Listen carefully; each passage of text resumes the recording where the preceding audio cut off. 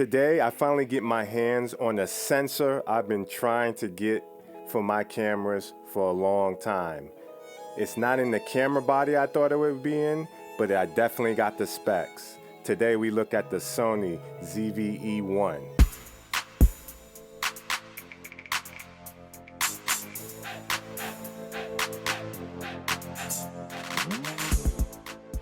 What's up, my fearless friends? Shayshahn, PhearNone MacPherson, back to you with another Gear and Gadgets, where I like to talk tech, apparel, and the latest gear for musicians, artists, and DJs alike.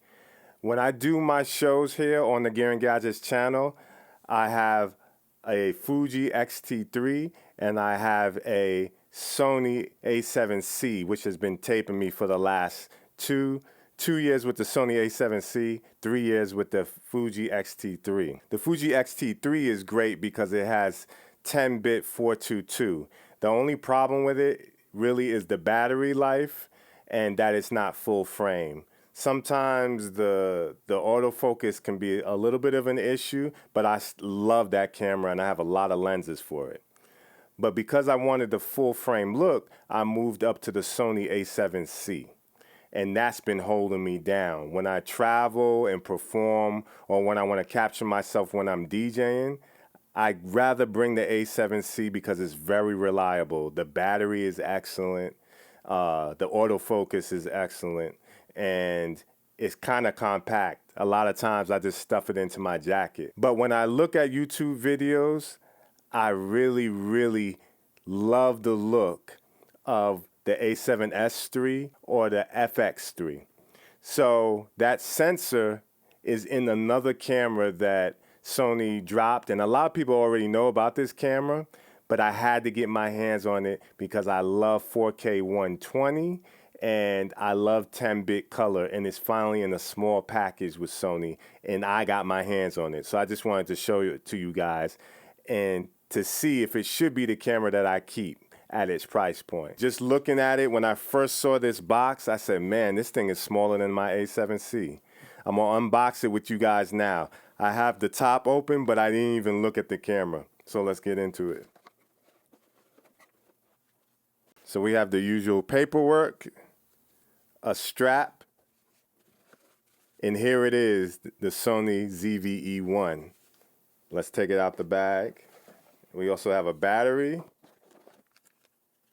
I know this is. We have a dead cat that's supposed to go on the top of the camera. A battery.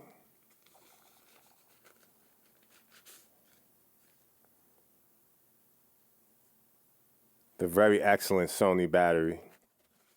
And a very eco-friendly bag. And here she is.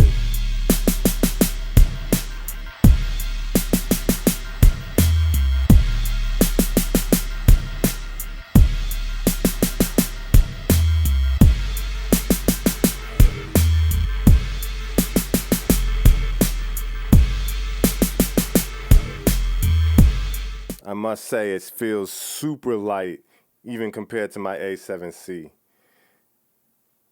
And a little bit more plasticky.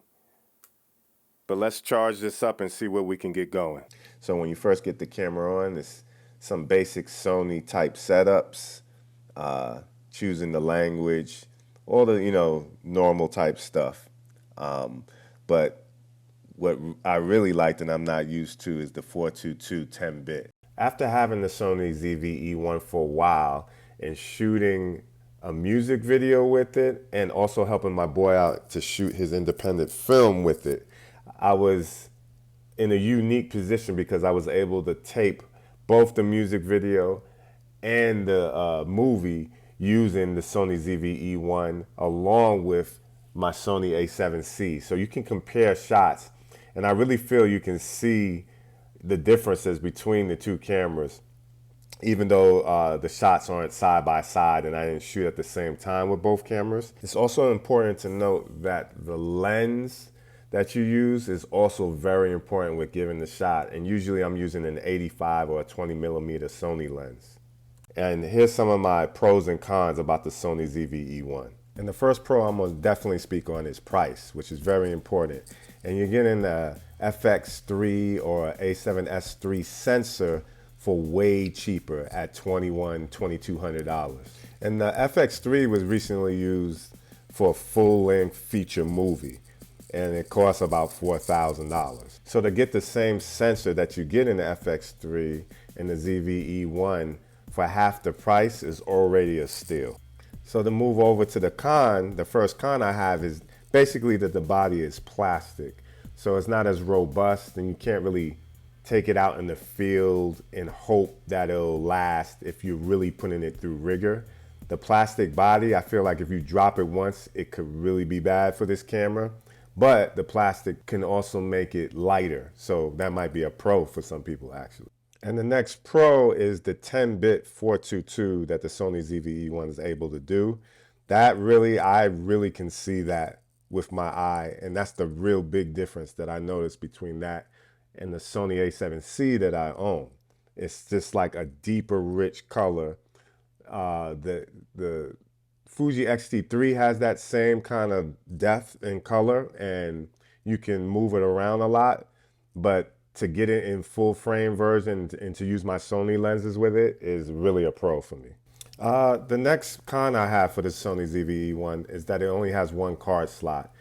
And that's really if you're using it in a professional setting and you want redundancy and you don't want to lose footage that you just shot all day. My solution for that is to use something like a Ninja going externally. But if you're just speaking on the camera itself, it definitely only has one card slot. So that might be a deal breaker for some people. Moving on to the next pro, the light design, which I already touched on kind of in the con, is because the body is plastic. So if you're looking for something to travel around with and still have really great quality 10-bit footage, full frame, that can be a pro because you can just put it in your pocket, kind of like what I do with my Sony A7C. Moving on to the next con, not having a viewfinder can really be an issue for people, especially if you're shooting in direct sunlight or, you're just used to being able to cut everything off with a viewfinder, cut all lights off and really see what's going on with your footage. The next pro, 4K 120, I absolutely love. Maybe because I do a lot of music videos, but even in movies, I really love slow motion. I think it adds a lot to the art and the look of footage, and I'm just one of those people who, if there's a chance to shoot slow motion for any reason, I'm probably going to lean towards it. But that also leads into the con. Some people are saying that once you get the 420 onto the Sony ZV-E1, that if you shoot for an extended amount of time, which I don't know why you would do that. Usually if I'm using 4K 120, it's never going to be more than 5 minutes, let alone 10 minutes. But some people like to shoot at 4K 60, maybe for a full interview and slow it down later. And, interviews can run an hour to 2 hours. So I didn't run the camera that long. When I'm using 4K 120, I'm using it in bursts, no longer than 2 or 3 minutes, if that. So it never overheated on me, but if you want 4K 60 for extended time, that might be something that you want to think about. Moving on to the next pro, I can't say this enough. I love my X-T3 by Fuji, but the fact that the Sony ZV-E1 is full frame with 10-bit just makes it that much better. It's just a different look.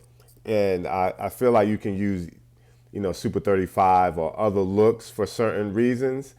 But, when you want that big, grand depth of field, nothing beats full frame, especially if you can get it in a small package. Moving on to the con, it not having weather sealing. Once again, if you're trying to take it to extreme places like the jungle or the desert, that might be an issue. But I don't really see that as an issue because I protect my cameras as much as I possibly can. Maybe the most it'll get, will be a little bit of drizzle on it. And the last pro I'm going to say is a really general pro in getting the new Sony tech and AI. The FX3 has been out for a couple of years, and the one complaint a lot of people have about it is that they don't, they haven't really updated it to have all these new features like, bird eye animal detect and the automatic cropping in like somebody's holding the camera, the updated autofocus system. You get a lot of new things when you get in these later Sony cameras, and a lot of people who've owned the really flagship cameras are upset that they're not getting some of these, but that's a business move by Sony. So in getting the Sony ZV-E1, you're getting the latest tech, which might also be better than what's in the $4,000 FX3 or A7S III. So to summarize on the Sony ZV-E1, having all the latest tech and basically the same features as the flagship FX3, and after using it on 2 projects for myself, I really love the Fuji X-T3 and the colors that it puts out, but that's an older camera, and the X-T3 line is a great system, but Sony with their full frame and their latest tech, I gotta give the Sony ZV-E1 best camera of 2023 in my opinion. And that's saying a lot because Sony came out with the A7R5, which has an amazing flip screen and extreme megapixels, a high megapixel count, and the Sony A9 II with the global shutter, which is going to be, groundbreaking technology. So that's basically it today. I just wanted to tell you guys about this great camera, the Sony ZV-E1. I feel like this camera is for somebody who wants to get serious with video, but wants to save their money and spend it on lenses until they're able to get a client that makes sense to step up to something like the FX3. This really has everything in it, if you're going to be on a high-end vlogging kind of situation, or if you're going to be, just really want to take great quality video. So please don't forget to like and subscribe. You can find me at PhearNone7 if you want to hear me in my music world, here on Gear and Gadgets at PhearNone's Gear and Gadgets, and PhearNone on all other social media platforms.